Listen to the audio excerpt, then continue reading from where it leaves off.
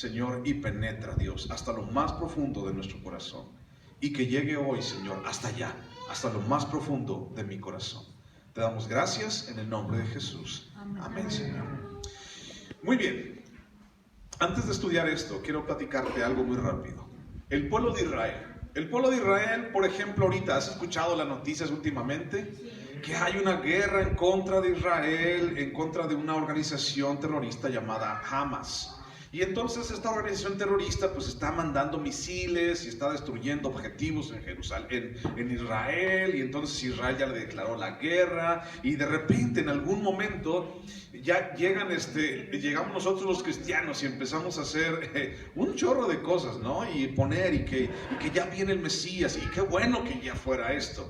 Sin embargo, tenemos que entender algo. La nación de Israel es como nuestro termómetro para ti, para mí. Tenemos que estar muy al pendiente de qué es lo que está pasando allá, precisamente porque tiene mucho que ver con nosotros. Sin embargo, el día de hoy no es una clase de escatología, es decir, no es una clase que habla de los últimos tiempos, sino es una clase o es un estudio que habla acerca del pasado. Y entonces podemos entender algo acerca de la historia del pueblo de Israel.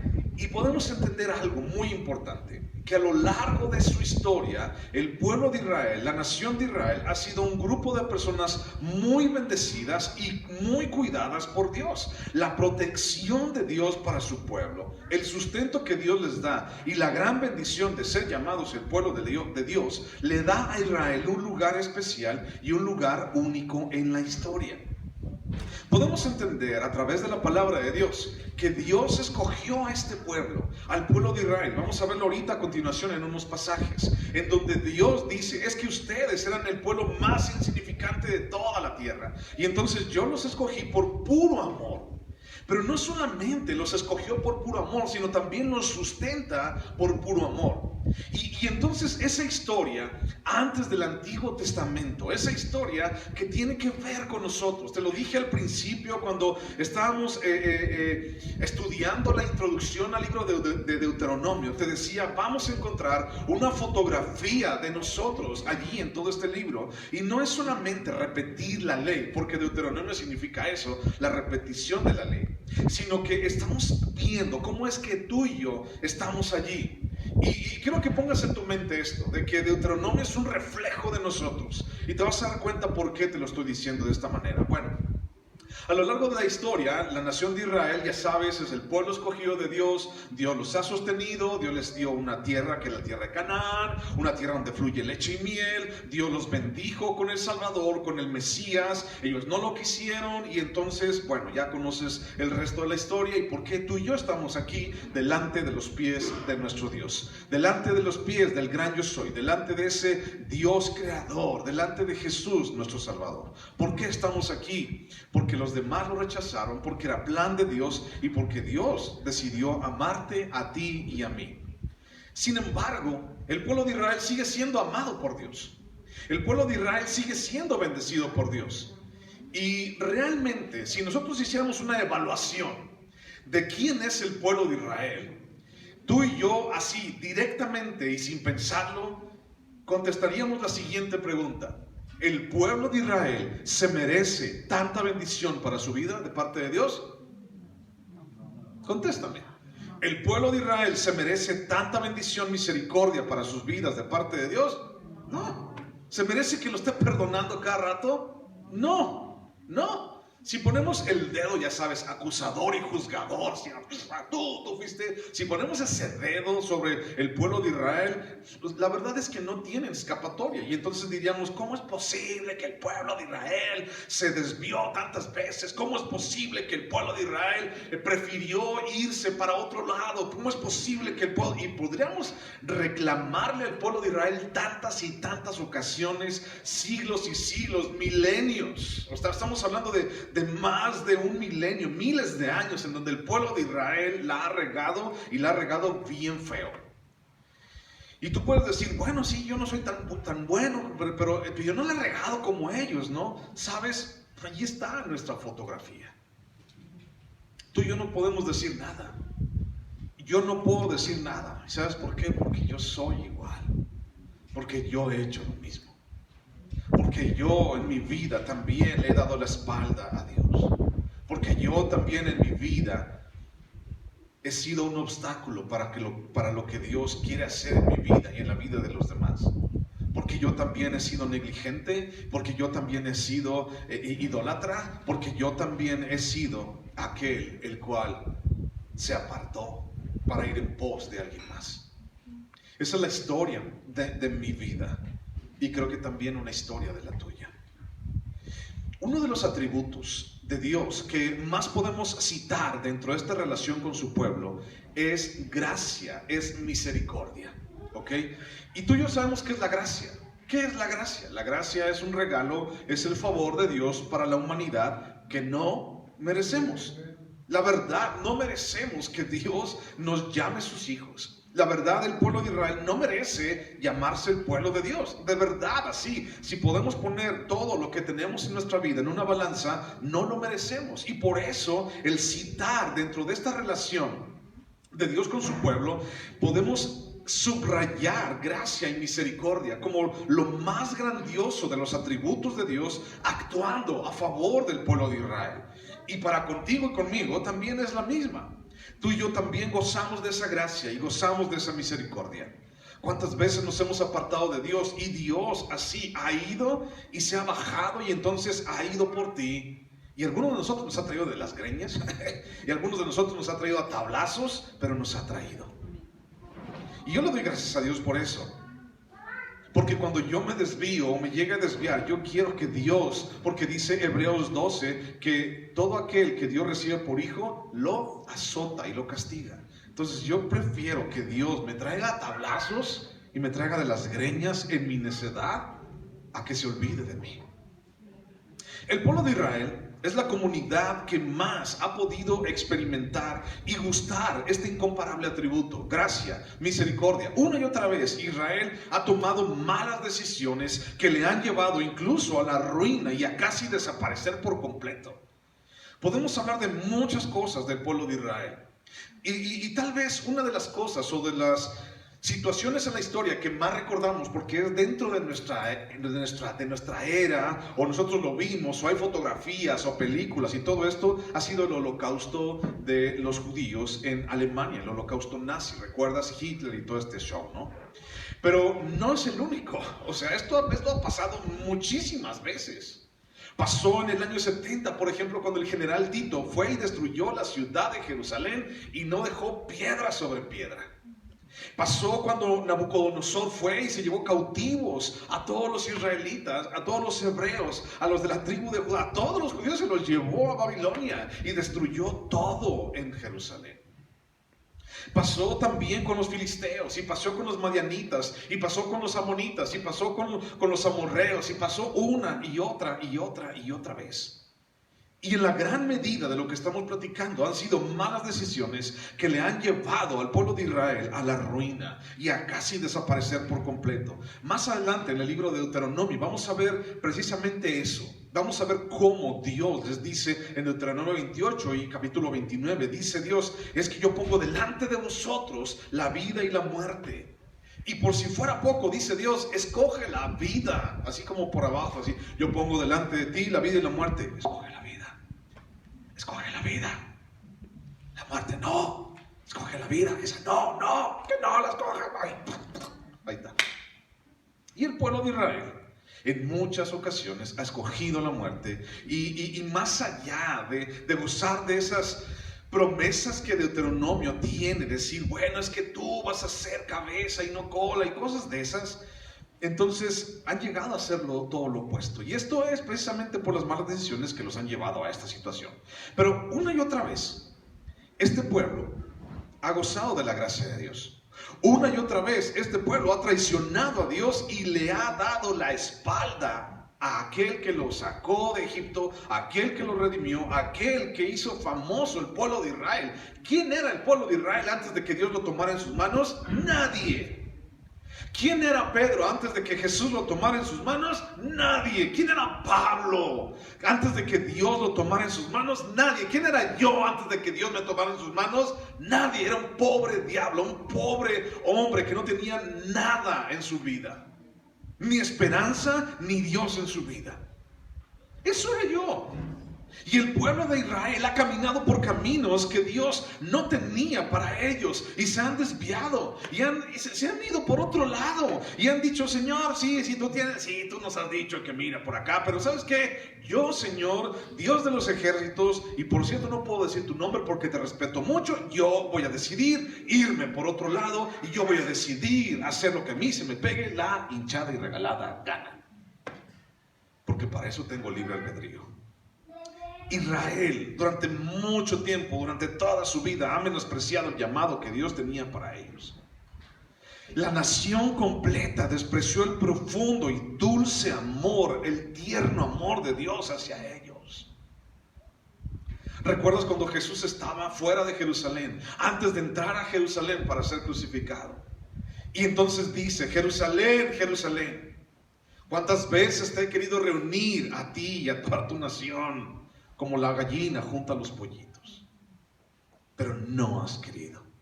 Y te he mandado profetas y los han apedreado, y te he mandado mensajeros y esos mensajeros los han apedreado, los han matado. Y ahora viene el Hijo de Dios, ¿y qué le iban a hacer? Lo iban a matar. Han despreciado el dulce y tierno amor hacia ellos. Han pecado, se han alejado, han ofendido abiertamente a Dios que les rescató, y sin embargo Dios les sigue amando y cumpliendo sus promesas hacia ellos. Siempre les digo este ejemplo, pero me llama muchísimo la atención, me conmueve, y el día que lo escuché por primera vez se me hizo un nudo en la garganta y lloré para adentro, pues. ¿Alguna vez has llorado para adentro? Decía el Piporro: no llores de adentro para afuera, de afuera para adentro, sino de adentro para afuera, porque si lloras de afuera para adentro te inundas. ¿Alguien conoce el Piporro o yo soy el más viejito de aquí?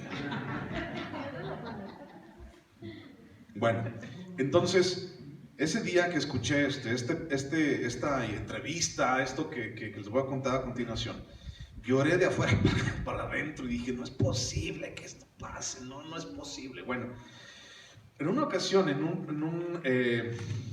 documental de las costumbres y esas cosas del pueblo de Israel, llega al punto en donde le preguntan a rabinos acerca de qué significa para ellos el día de reposo, el Shabbat, pues. ¿Qué significa para ellos el día de reposo? Y entonces están allí preguntándole: oiga, rabino fulano tal, con su barbota así grandota y con sus cairelotes así, hasta parece que se los hacen así ¿no?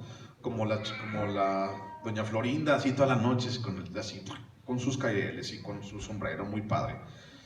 Y entonces le dicen: oiga, rabino fulano de tal, ¿qué significa el Shabbat? ¿Qué significa el día de reposo para ustedes? Y entonces el rabino: yo dije: va a empezar a ver, súbele a la tele. Y entonces dice el rabino: el Shabbat, lo más grandioso que tenemos.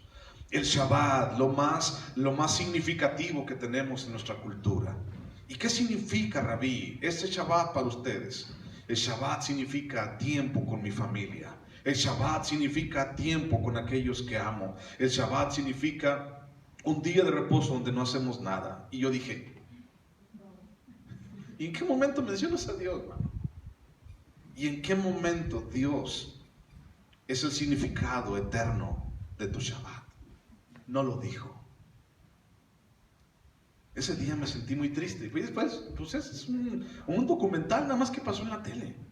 Pero dije: si esto está divulgándose a todo el mundo, imagínate cómo está el corazón de ellos. Siendo que ellos muchas veces le han menospreciado, han pecado y se han ido abiertamente a la contra de Dios, han ofendido abiertamente a Dios, y Dios todavía está cumpliendo sus promesas encima de ellos. Y seguirán siendo el pueblo escogido de Dios. Esa es su palabra. Dios no puede negarse a sí mismo, porque dejaría de ser Dios. Y es algo que me llamó mucho la atención. Y aunque es importante saber y entender la infidelidad de Israel, es al mismo tiempo majestuosamente remarcable la fidelidad y la gracia que Dios mismo les ha mostrado al pueblo de Israel.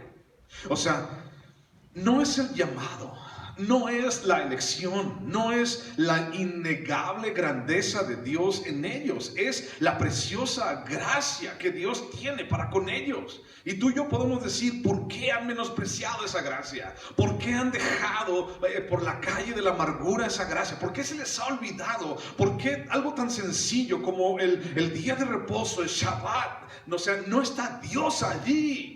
Dios no significa nada, siendo que Jesús mismo en el Nuevo Testamento dice, yo soy el reposo, yo soy el Shabbat, yo soy el Señor del día de reposo. Deuteronomio capítulo 7. Deuteronomio capítulo 7, versículo 6. Ahí lo tienes, nada más darle vuelta a la hoja. Deuteronomio 7, versículo 6 dice: porque tú eres pueblo santo para Jehová tu Dios te ha escogido para ser un pueblo especial más que todos los pueblos que están sobre la tierra. No por ser vosotros más que todos los pueblos os ha querido Jehová y os ha escogido, pues vosotros erais el más insignificante de todos los pueblos, sino por cuanto Jehová os, ¿qué dice allí? Os amó.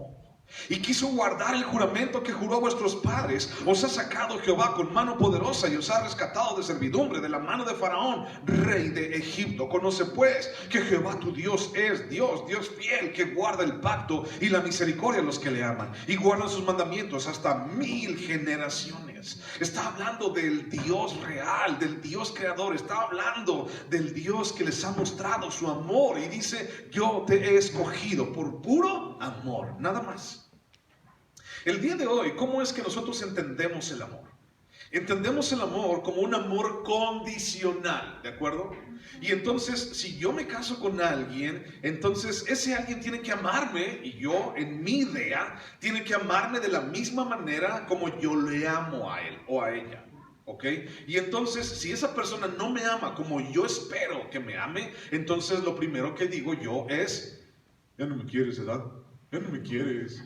¿Por qué no me quieres? Ya no me dices que me quieres. Dime que me quieres. Dime que me quieres, porque amor, si me dices que no me quieres. No me quieres, ya no me quieres. Y entonces la gente está allí. Las personas idealizamos este rollo del asunto del amor y de que, bueno, es que si me ama no me tiene que lastimar, y si me ama tiene que estar aquí todo el día, y si me ama tiene que ayudarme a lavar los trastes, y si me ama tiene que ayudarme a lavar la ropa, y si me ama tiene que sacarme las espinillas de la espalda, no sé. La gente dice muchas cosas acerca del amor, pero la misma Biblia se contesta cuando habla de qué es el amor, ¿no? Y entonces el amor que vemos, por ejemplo, en 1 Corintios, no habla acerca nada de las expectativas del ser humano o de la sociedad. Habla totalmente acerca de un amor que está fuera de este mundo. Un amor que no podemos hallar en nadie, solamente en Cristo Jesús, nuestro Dios y nuestro Rey. Ahora, ¿por qué Dios dice: de tal manera yo te he amado? Nosotros entendemos el amor como una condición. Yo te voy a amar si tú me haces sentir amado. Yo te voy a amar si tú eres fiel a tu palabra, si tú eres fiel a lo que dijiste un día delante del juez del registro civil. Promete usted amarla y respetarla. Promete usted serle siempre fiel en lo próspero y en lo adverso, en la salud y en la enfermedad. Promete usted estar con él en cada uno de los momentos de su vida, los tristes y los alegres. Promete usted, y entonces ahí está: sí, yo sí lo prometo. Y entonces pensamos que cuando alguien rompe esa promesa ya no me ama. ¿Sabes? El amor de Dios no es condicional. Si el amor de Dios fuera condicional, entonces Dios hubiera agarrado a los amonitas después, un año después los hubiera agarrado. Si el amor de Dios hubiera sido condicional, entonces tú y yo ya no estuviéramos aquí. Si el amor de Dios fuera condicional, entonces ni tú ni yo tendríamos perdón. Pero no es así. El amor de Dios es incondicional.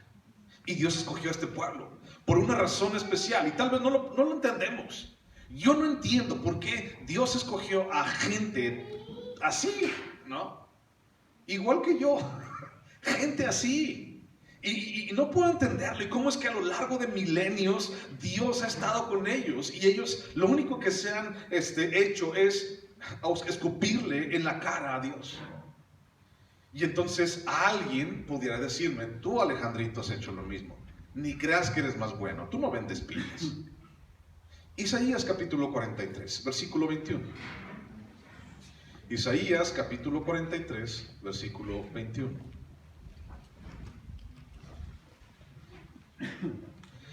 Este pueblo he creado para mí, mis alabanzas publicará. Y no me invocaste a mí, oh Jacob, sino que de mí, dice ahí que te cansaste, oh Israel. De mí te cansaste. No me trajiste a mí los animales de tus holocaustos, ni a mí me honraste con tus sacrificios. No te hice servir con ofrenda, ni te hice fatigar con incienso. No compraste para mí caña aromática por dinero, ni me saciaste con la grosura de tus sacrificios, sino pusiste sobre mí la carga de tus pecados, me fatigaste con tus maldades. Pero fíjate, este versículo a continuación subraya, es un versículo espectacular. Y dice así, versículo 25, Isaías 43, 25, está hablando Dios, dice, yo soy el que borro tus rebeliones por amor de mí mismo, y no me acordaré de tus pecados. Amén. Eso es bueno. Eso es inmensamente bueno, eso es infinitamente bueno. Yo no puedo comprar con nada lo que Dios está haciendo por mí. Y el ejemplo de Israel en su vida, así como que, y despreciaron al poderoso de Israel y no quisieron escuchar su voz. Estos cuates están siendo infieles una y otra vez, y ellos nada más quieren las puras promesas. Y ellos nada más han ofendido a Dios abiertamente, y todavía Dios está cumpliendo su pacto y sus promesas con ellos. ¿Por qué? Bueno, es un claro ejemplo de lo que Dios está haciendo conmigo mismo. Siendo yo tan chafa, siendo yo tan corriente, siendo yo tan malo, y siendo yo, tú puedes decir, Alejandro tiene una cara de buena gente, pero tú no conoces el corazón perverso y cochino y malévolo y amargo que tengo. No lo conoces. Igual que todos los demás. Pero Dios demuestra su amor y nos perdona por amor a sí mismo. No es condicional. Ese versículo lo tienes que poner allí en tu casa. El Señor me perdona y borra mis rebeliones por amor a sí mismo. No depende absolutamente nada del ser humano. Y entonces, si no depende nada del ser humano el perdón de sus pecados, ¿por qué la gente, ahorita vamos a tocar ese punto, por qué la gente en las iglesias está condenando y está diciendo, es que tú esto, es que tú aquello, y está cometiendo actos de fariseos y de legalismo? ¿Por qué la gente sigue empecinada en poner un evangelio de obras antes del evangelio de la gracia? Ciertamente Israel podría no tener perdón. Yo no soy juez tampoco para Israel. Y dice, orad por la paz de Jerusalén, y oramos por la paz de Jerusalén. Señor, ayúdalos. Pero también, Señor, cumple tus propósitos con Jerusalén. Porque cuando Dios cumple sus propósitos allá, tú también somos favorecidos, tú y yo. Regresate a Deuteronomio, capítulo 4, versículos 41 y 42. Entonces apartó Moisés 3 ciudades a este lado del Jordán al nacimiento del sol, para que huyese allí el homicida que matase a su prójimo sin intención, sin haber tenido enemistad con él nunca antes, y que huyendo a una de estas ciudades salvase su vida. Nada más esos dos. Estas ciudades, las cuales Moisés nombra, ya hemos estudiado anteriormente esto, ¿te acuerdas? En el libro de Números. Y en el libro de Números vienen las ciudades de refugio. Y dice, después de haber dado 48 ciudades a los levitas, de esas 48 ciudades vas a escoger 6 ciudades que van a ser llamadas ciudades de refugio.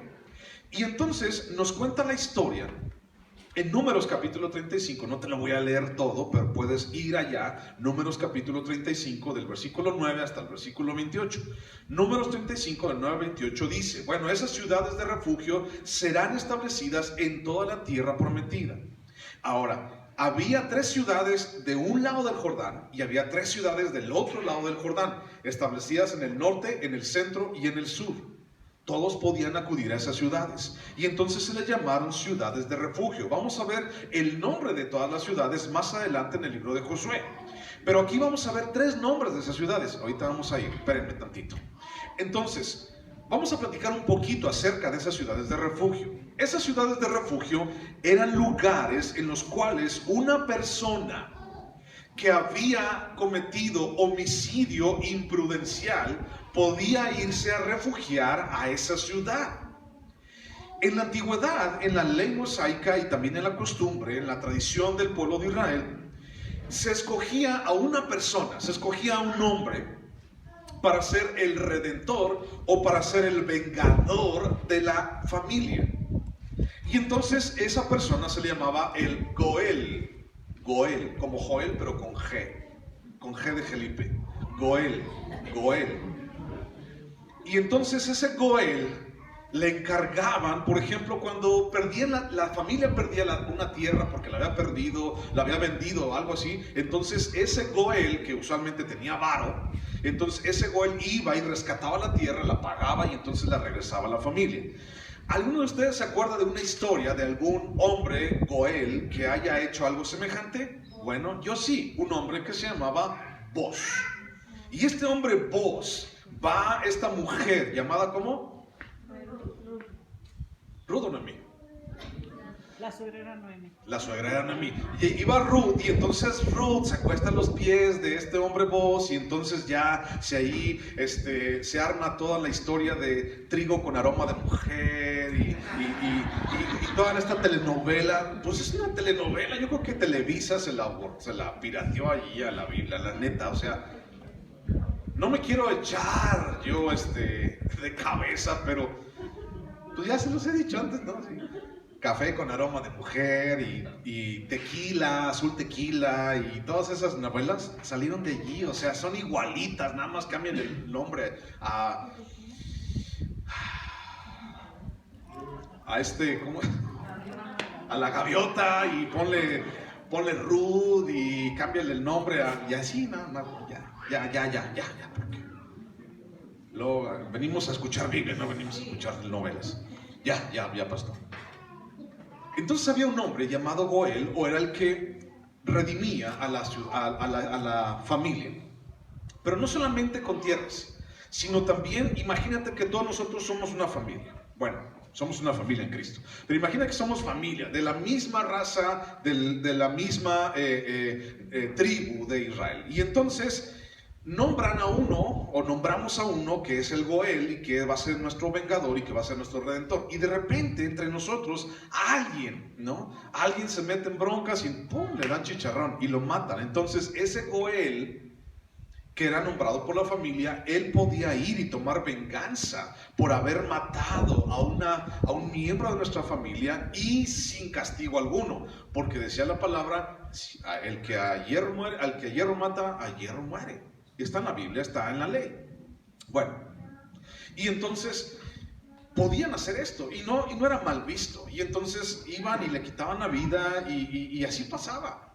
Y era la persona, el Goel, el que iba y hacía esto. Entonces, esas ciudades de refugio servían como un refugio precisamente para aquellos que habían matado imprudencialmente. Y nos habla la Biblia acerca de, por ejemplo, si un hombre, o bueno, dos hombres están allí cortando leña y están, ya sabes, cortando leña, así, ya están cortando leña, y de repente se les sale el hacha del cabo, ¡pum!, y la va y le da al otro, ¡paz! Imprudencialmente, dice, este hombre podía ir y correr a una de estas ciudades de refugio para no recibir la venganza y el castigo, porque lo había hecho imprudencialmente. Dios había decretado que Moisés señalara 6 ciudades en Israel, que serían consideradas así, ciudades de refugio. Y el propósito de las ciudades era albergar al homicida involuntario. Y cuando un crimen así en Israel era cometido, la responsabilidad del castigo, fíjate, del criminal era colocada en manos de la familia de la víctima. O sea, en manos de la familia de las víctimas, para que se sea la víctima. Pero cuando un crimen era cometido sin intención, la ley proveía un lugar donde el criminal podía huir y refugiarse y vivir allí, evitando la venganza de la familia. O sea, no había así como una cárcel y cosas así, no, era venganza, pues. Eso es lo que pasaba, eran tradiciones y es lo que pasaba antiguamente. Vamos a Deuteronomio capítulo 19, vamos a ver algunas particularidades de estas ciudades de refugio. Deuteronomio 19. Tú puedes volver a leer estos pasajes en tu casa y sacar más contexto acerca de esto. Solamente voy a leer unos 2 o 3 versículos porque es mucho, pero Deuteronomio capítulo 19, versículo 1.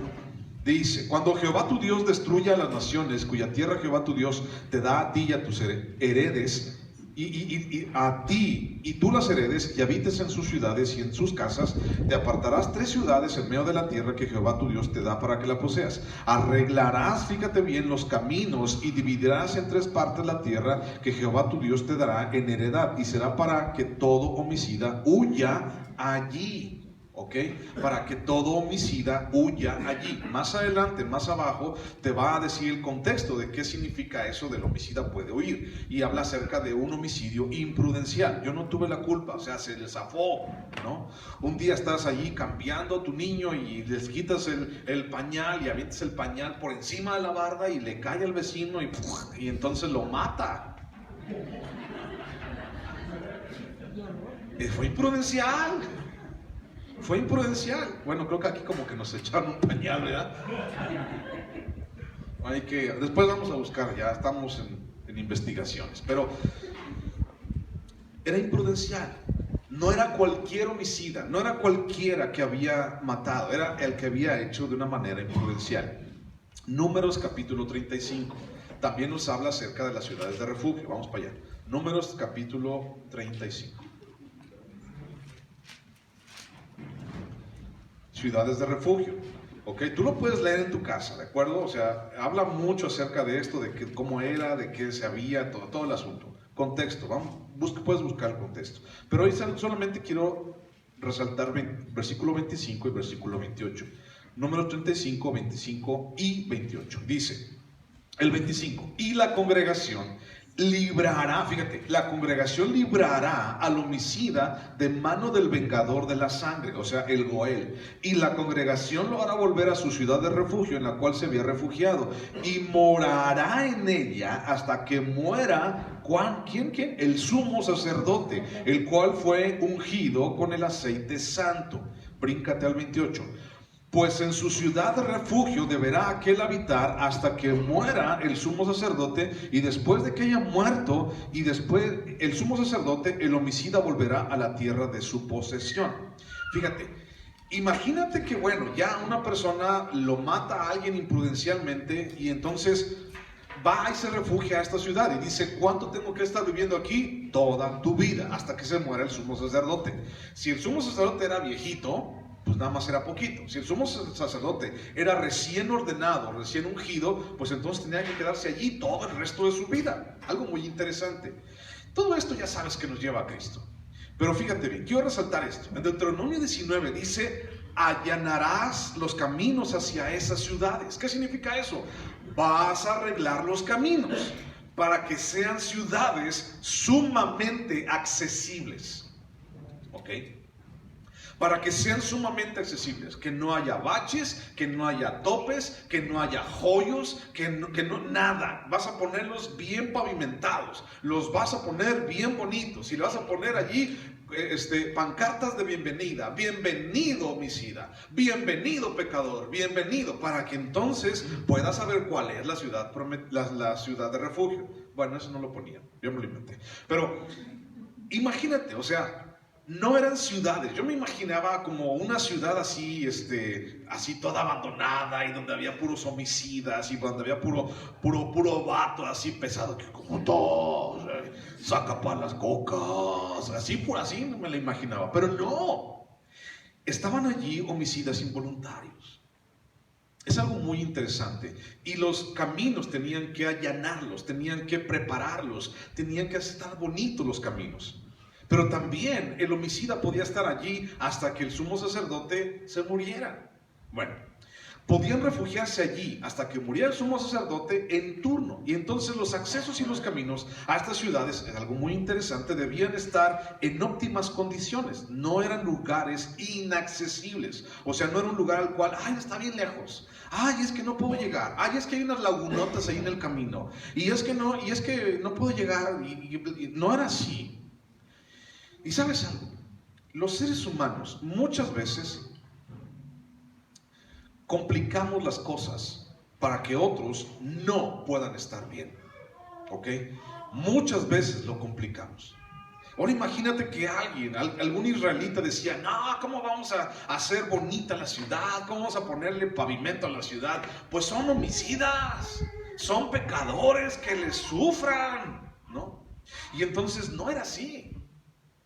Algo muy interesante. Y entonces tal vez podemos decir, ponles espinas y ponles hartos cactus y ponles hartos cadillos para que cuando vayan pasando por ahí se caigan de trompas, y entonces y se claven todas las espinas. Alguien pudiera haber dicho eso. Se lo merecen. Pero no fue así. Los seres humanos nos gusta complicarnos las cosas. A mí me gusta complicarme las cosas. Y creo que a ti también, muchas veces te complicas la vida tú solito. Le puedes echar la culpa a quien tú quieras, pero sabes tú al final del día que eres tú el único responsable de esa complicación en tu vida.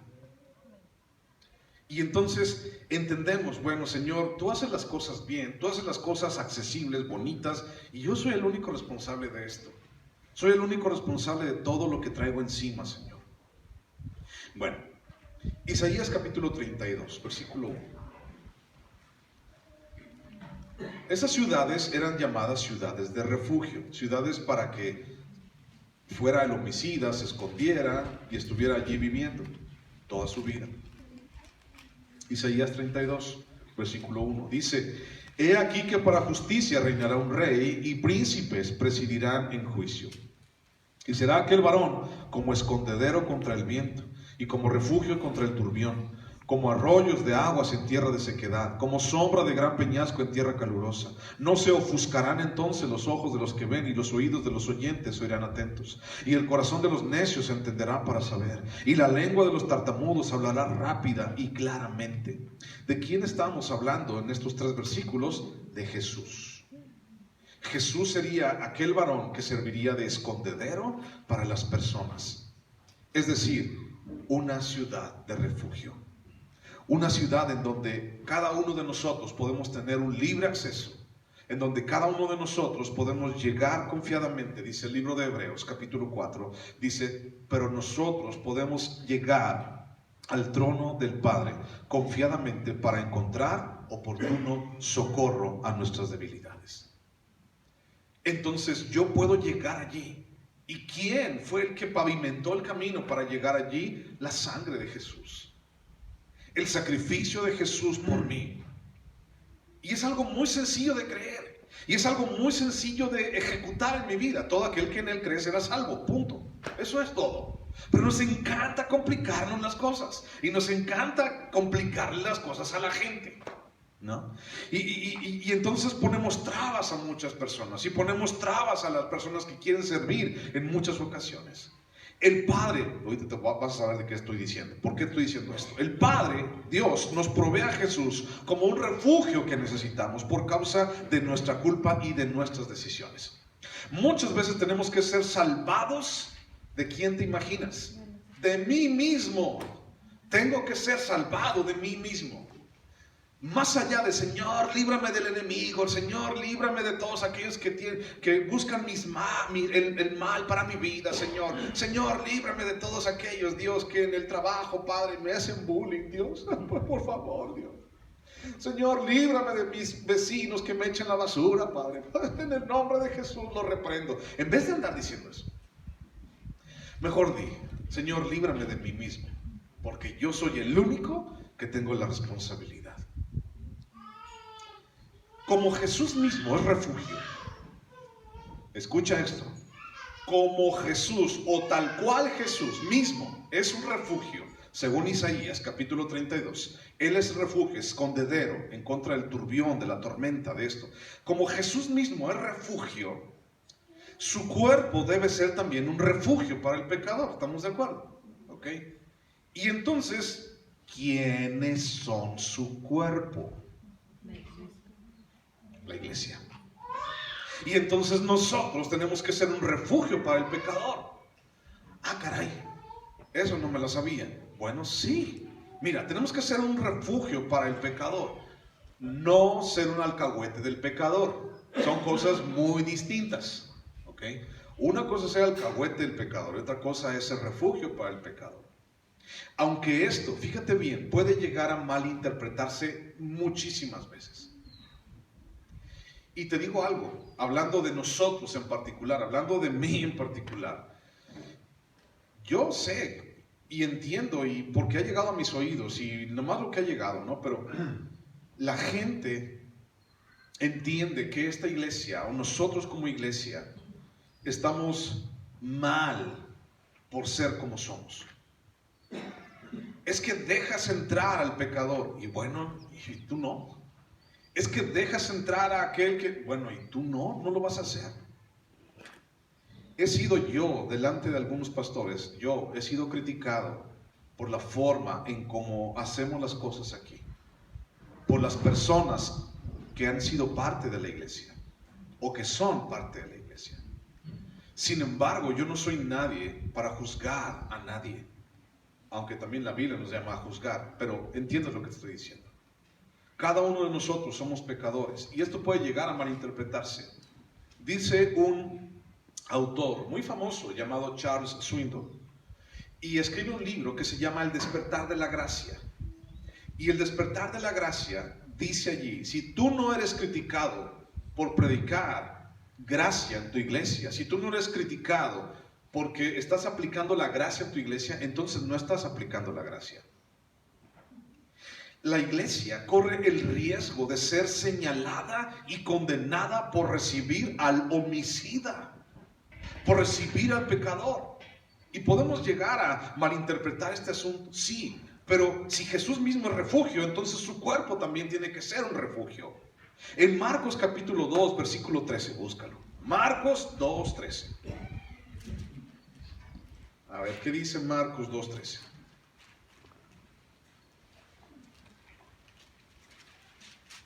Marcos 2:13 dice, después volvió a salir al mar y toda la gente venía a él y les enseñaba. Está hablando de Jesús.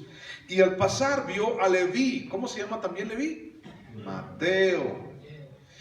Y vio a Leví, hijo de Alfeo, sentado al banco de los tributos públicos, y le dijo, sígueme. Y levantándose Leví, Mateo Leví, le siguió a Jesús. Aconteció que estando Jesús a la mesa en casa de él, de Mateo Leví, del cobrador de impuestos, al que todos despreciaban por ser un traicionero contra la patria, muchos publicanos y pecadores estaban también a la mesa juntamente con Jesús y sus discípulos, porque había muchos que le habían seguido. Pausa, no le quites. Fíjate bien, Jesús anda allí en las aldeas y entonces se encuentra a Mateo Leví y le dice, Leví, ven conmigo, sígueme.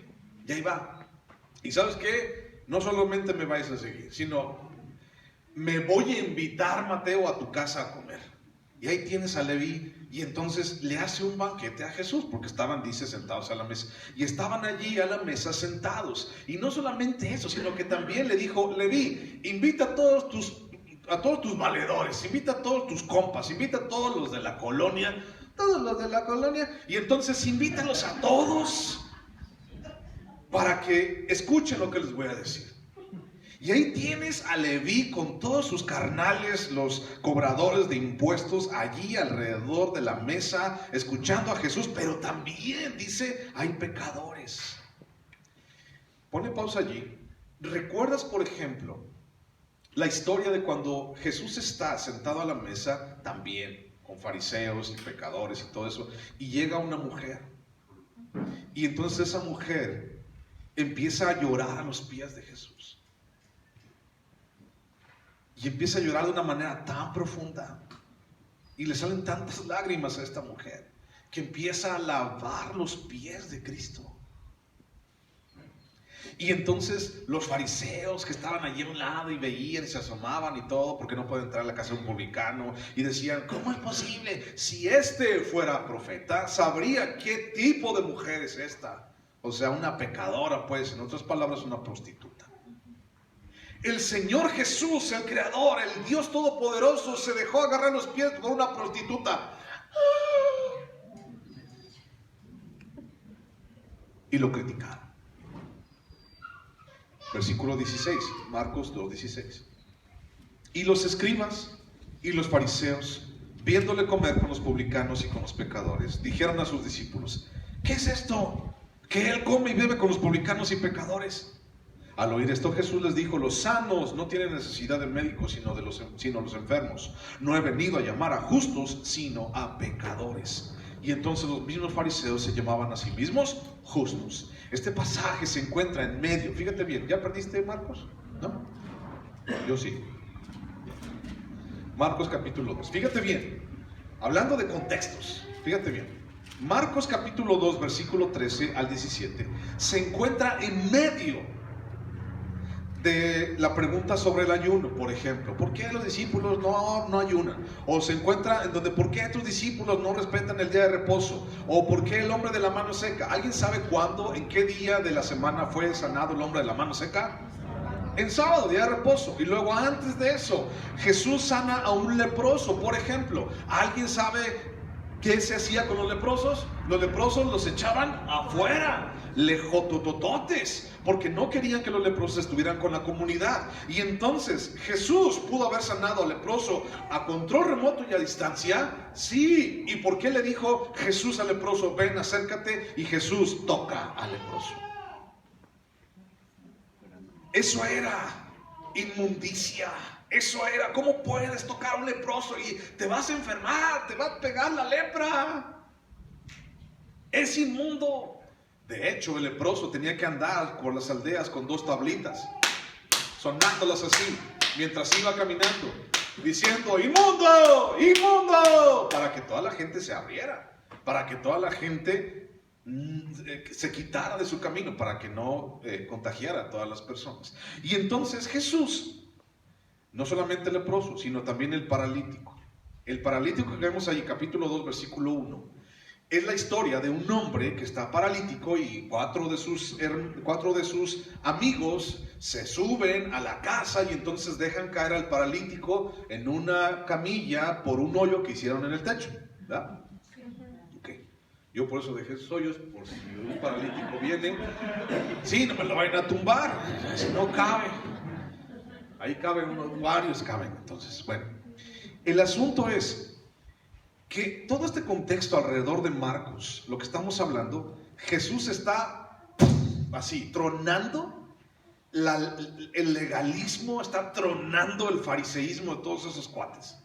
Está sacándolos así como fuera de lugar, está derrumbando todo argumento de tradiciones, de religiosidad, de ley, todo. Está diciendo: yo soy el Señor del día de reposo, y yo sano en el día de reposo si yo quiero, y yo toco a los leprosos si yo quiero, que al cabo soy Dios.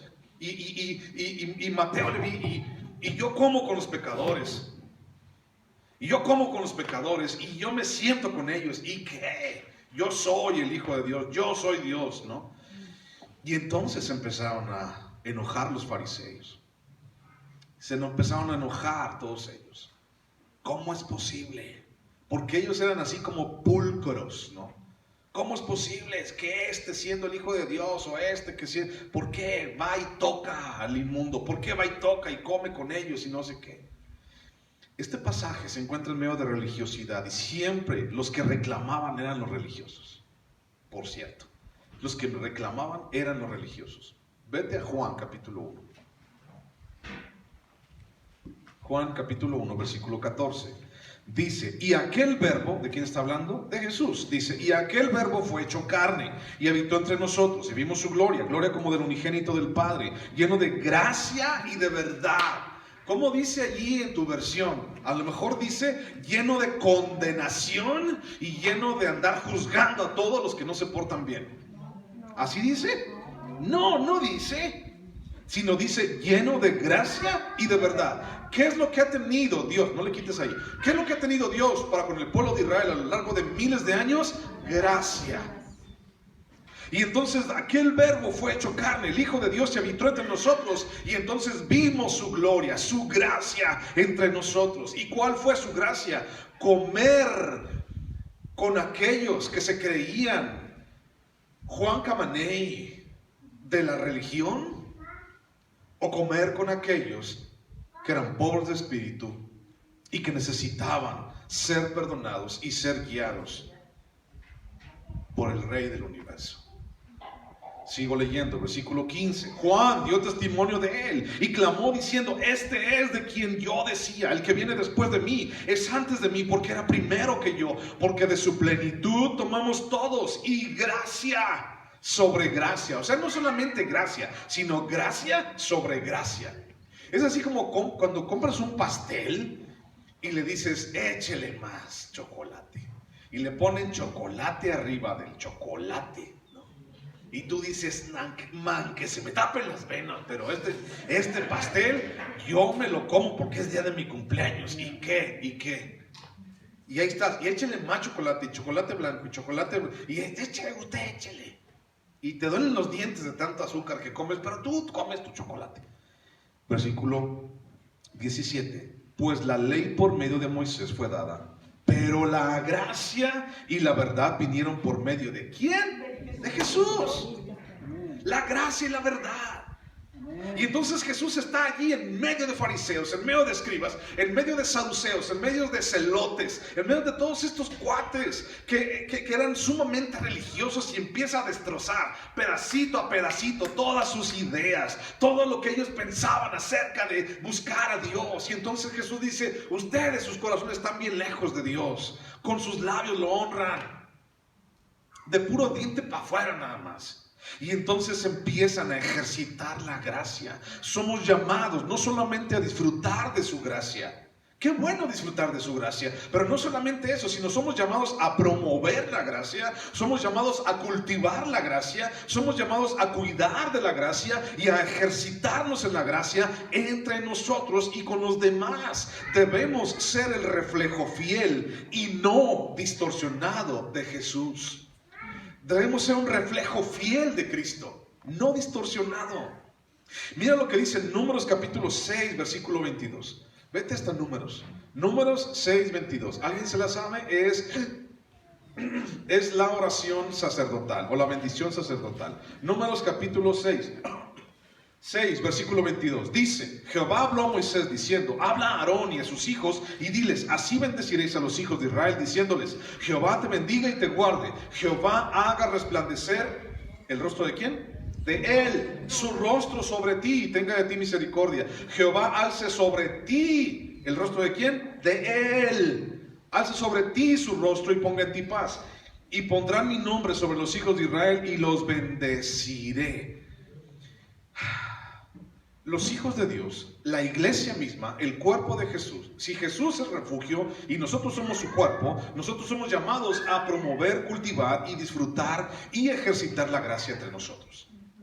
Entonces, si somos llamados a eso, ¿por qué somos tan condenadores?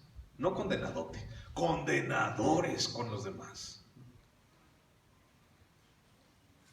Que se pone pantalón, que eso se pone en falda. No, perdón. Se pone en falda. Que trae aretes, que no trae aretes. Que trae el pelo chiquito, que trae el pelo grandote. Que está barbón, que está todo lampiño. Que trae playera. Que trae corbata. Que si esto, que si lo aquello. Ahora, piensa tantito, nada más. ¿A quién estoy reflejando con todo esto? ¿Estoy reflejando lo que yo quiero ver de la gente? ¿O estoy reflejando realmente la misericordia y la gracia de Dios para con las demás personas? Y si Jesús mismo ni siquiera a la mujer prostituta ni a la mujer adúltera tocándole los pies le dijo: fúchila, sáquese de allí, usted huele bien feo.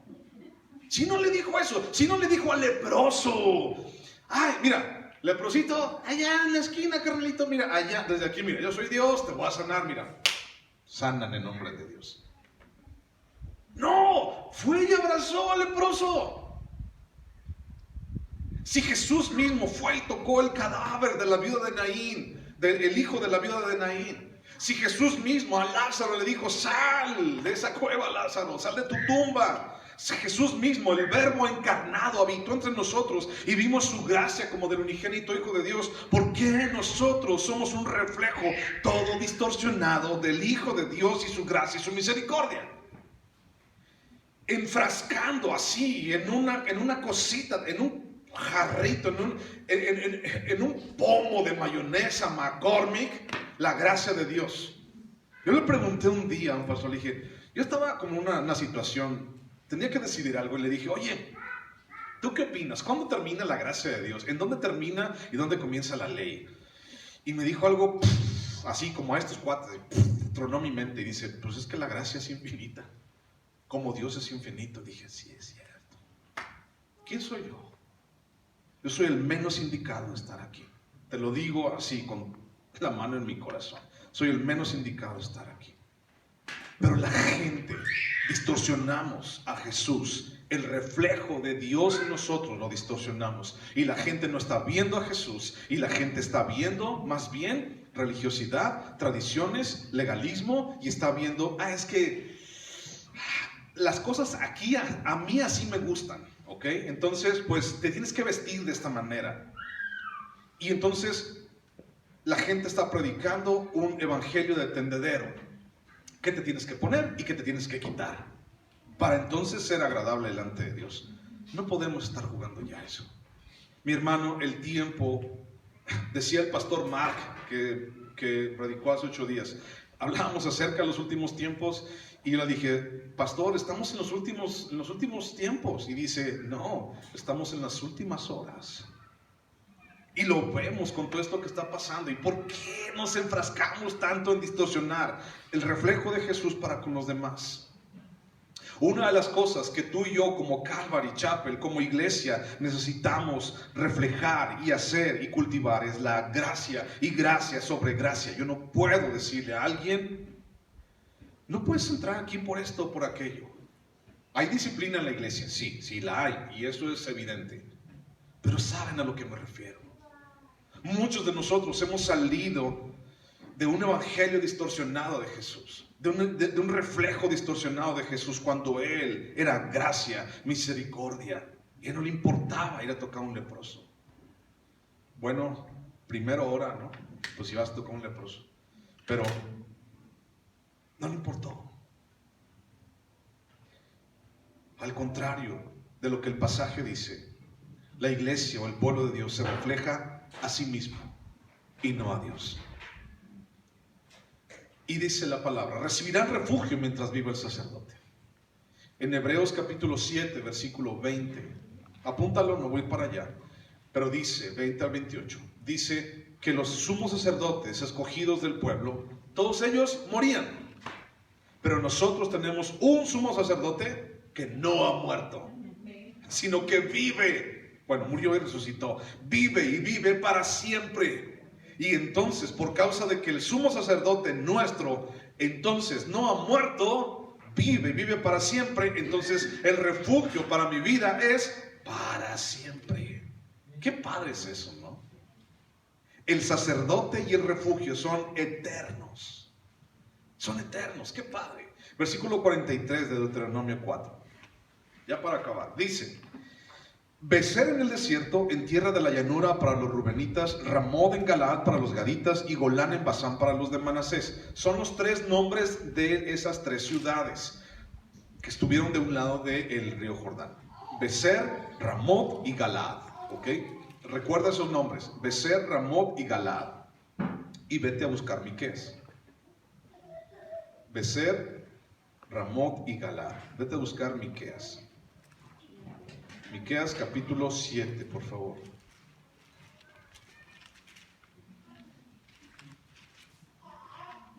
Versículo 14. Miqueas 7, 14. ¿Lo encontraste?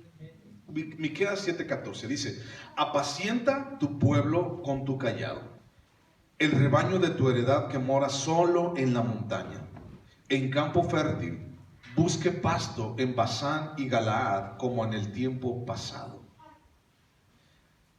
Estas 3 ciudades, Becer estuvo en Basán y Galaad estuvo o bueno, Galaad, la ciudad estuvo precisamente en Galaad.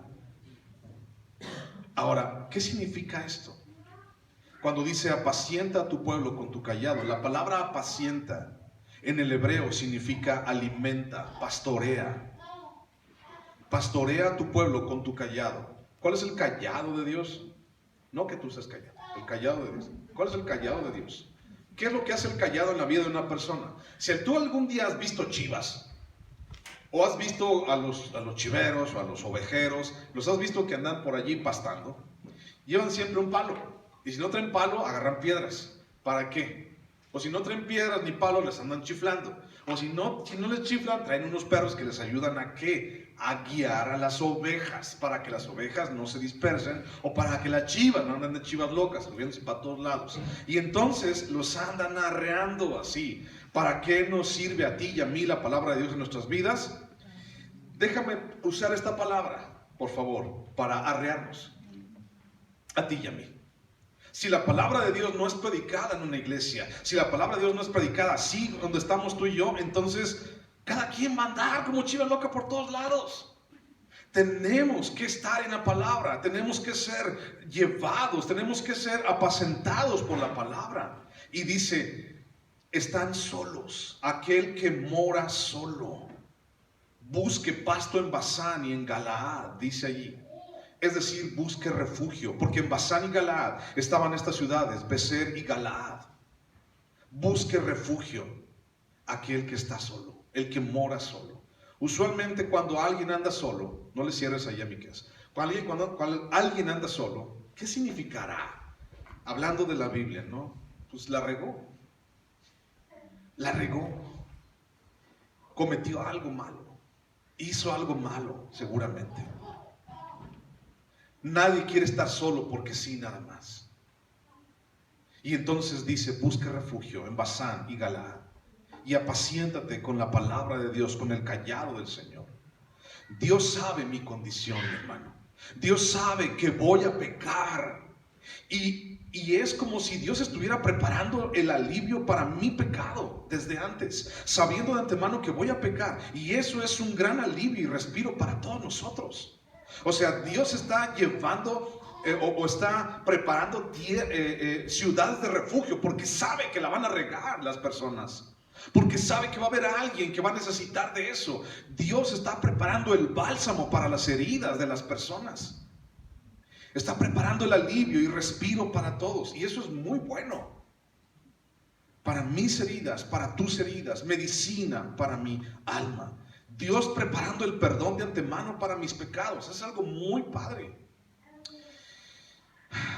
Aunque podemos resaltar los atributos de Dios para con Israel, gracia, misericordia, y con los homicidas, debemos recordar que estas ciudades eran para los homicidas involuntarios. Y entonces, déjame decirte algo. Eran para los homicidas involuntarios. Yo no lo soy. Yo supe lo que hice. Yo decidí hacerlo. Es más, me dio placer hacerlo. Y a veces, te confieso, he pensado en volverlo a hacer. Porque la neta, me gustó. Te digo la verdad. Y entonces, ¿sería para mí una ciudad de refugio una opción en mi vida? No. No sería. Porque yo no lo hago involuntariamente. Aunque Dios prepara alivio y bálsamo, no sería para mí. No sería justo. Porque yo decidí hacerlo. Por eso no me conviene ser juez. Por eso no me conviene condenar y ejercer justicia. Porque yo mismo soy reo de muerte por causa del pecado que hay en mí. Está muy padre este asunto de las ciudades de refugio, pero yo no merezco ninguna. Aunque sabes algo, eso es el Antiguo Testamento. Y vemos cómo Dios se manifestó para el pueblo de Israel en el Antiguo Testamento. dándonos una idea o una sombra muy débil de lo que vendría después. ¿Y quién vendría después? Jesús.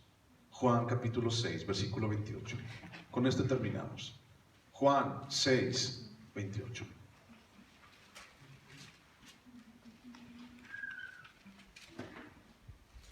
Entonces le dijeron, ¿qué debemos hacer para poner en práctica las obras de Dios? Respondió Jesús y les dijo, esta es la obra de Dios, que creáis en que Él ha enviado, en el que Él ha enviado. Le dijeron entonces, ¿qué señal pues haces tú para que veamos y te creamos? ¿Qué obra haces?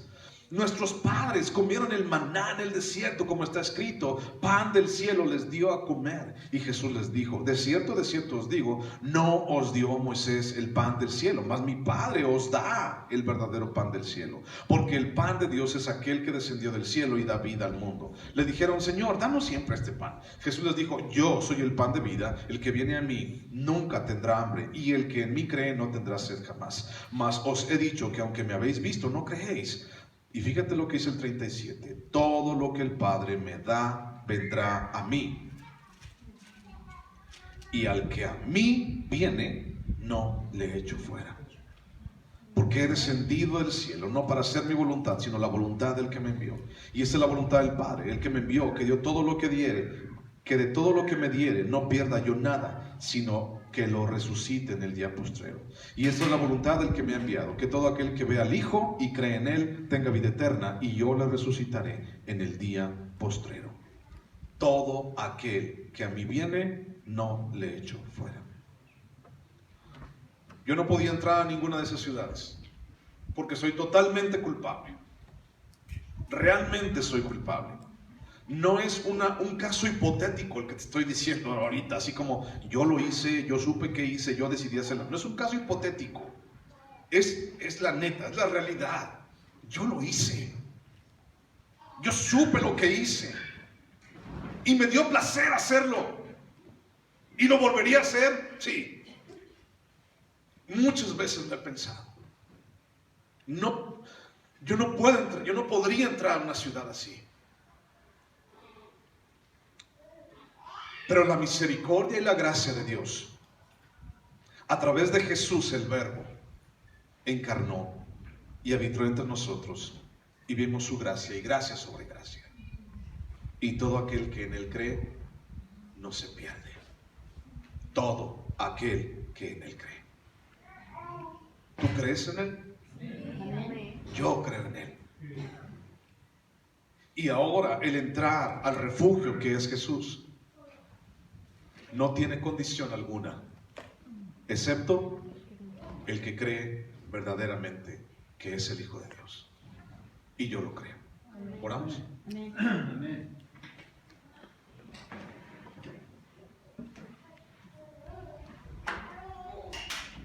Señor, aquí estamos. Una vez más, Dios, delante de ti, delante de tu presencia, Señor, sabidos, Padre, entendiendo que no hay nada en nosotros, que no hay nada en mí, Señor, que me haga digno delante de ti.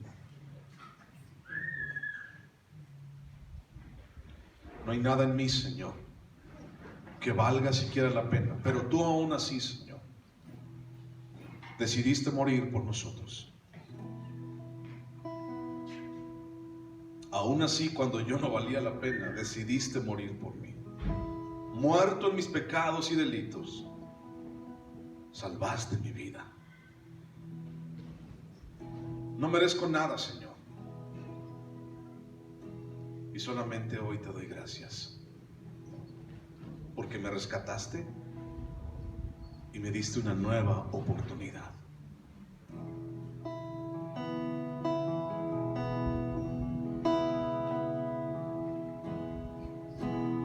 Manos vacías, vengo a ti. No tengo nada que darte. No hay nada de valor en mí. puedo impresionarte. Te puedo entregar mi corazón,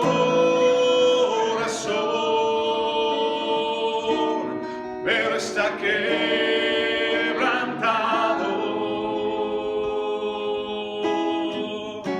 Recíbelo, mi buen pastor. Tú puedes restaurarlo. Pongo mi vida a tu servicio, Señor. No será mucho, pero la entrego hoy. Y si mis manos hoy vacías están, puedes llenarlas con tu gran poder y amor. Usa mis manos, Señor.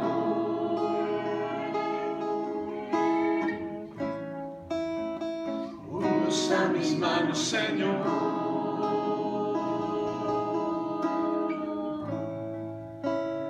Usa mis manos, Señor. Gracias, Dios, porque aún, Señor, tienes gracia y misericordia para nosotros, Padre. Porque aún, Señor, tienes gracia y misericordia para con todos nosotros que decidimos hacerlo. Porque aún, Señor, nos has perdonado y has borrado todo, Dios, por amor a ti mismo. Hoy no puedo hacer más que decirte gracias y decirte, Señor, aquí están mis manos. Pongo mi vida delante de ti. Tal vez no es mucho, Señor, y tal vez, Padre, mi vida y mi corazón han estado heridos por causa del mal camino que he tomado. Y tal vez, Señor, mi vida, Padre, y mi corazón, Señor, están incapacitados, Dios, para seguir adelante, Jesús, por causa de las malas decisiones que he tomado. Pero, Señor, aquí está delante de ti. Tú puedes restaurarnos, Dios. Tú puedes usarnos, Padre, para tu gloria y para tu honra. Tú puedes llenarla, Señor, con tu gran poder y tu amor. Gracias por la vida de mis hermanos. Gracias, Dios, por esta preciosa iglesia, tu cuerpo. Disfrutamos, Dios, de tu gracia. Y queremos, Dios, promover tu gracia, cultivar tu gracia, ejercitar, Dios, esa gracia en la vida de nosotros y con los demás.